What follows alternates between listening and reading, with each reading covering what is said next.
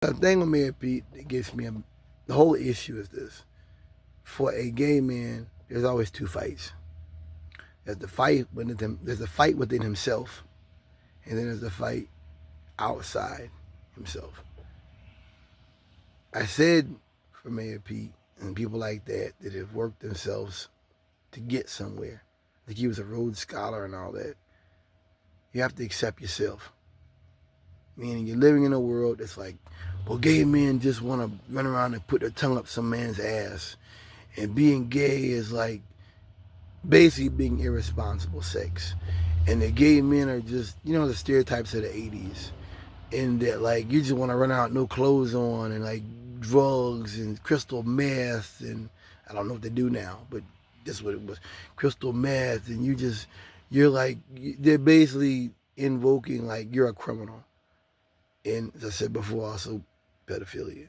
So they've got to deal with that part that, and then also like you're a bottom, you're automatically like a feminine man. You're weak. You're like a man that needs a man to take care of him. Like a woman that can't choose for herself. You're like that. You're like a woman, which makes you weak. So you got to deal with that.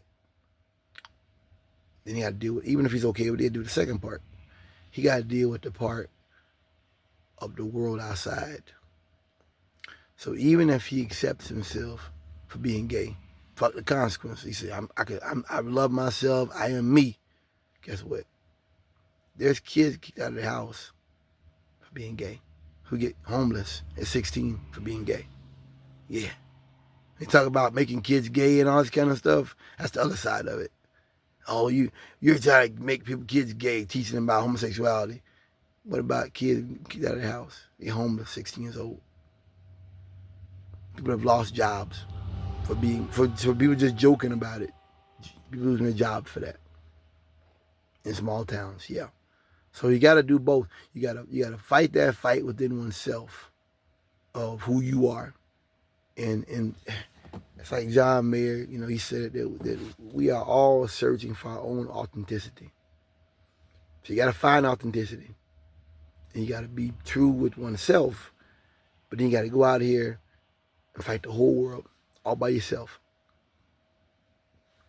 And, for Pete, I don't know, what he went through. I don't care. But for you then to have to, after all of that, you have to even prove the fact that you're gay.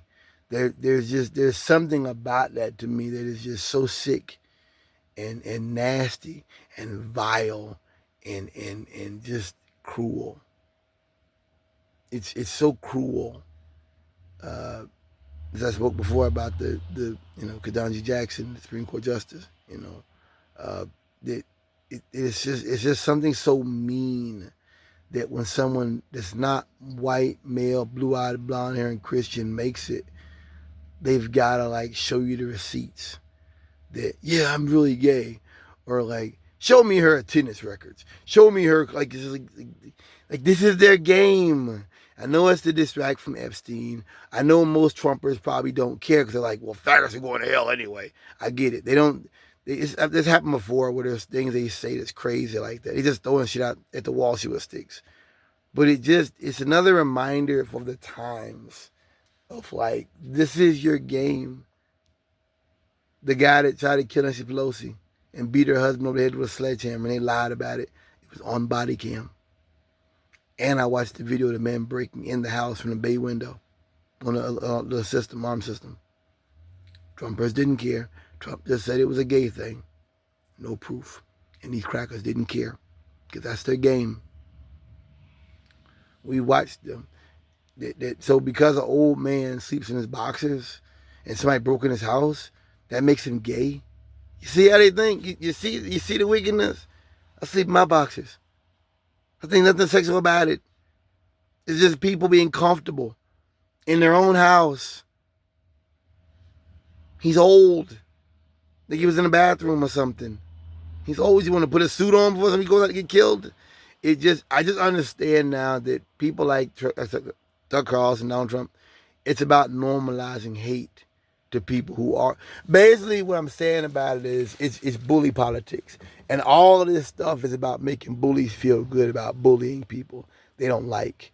It's not forming an opinion on anybody or like, I didn't know that. I didn't think about it that way. It's all about like, he's not really gay and that black lady don't belong in the Supreme Court. And I'm going to get to the bottom of this because I'm a white man and I choose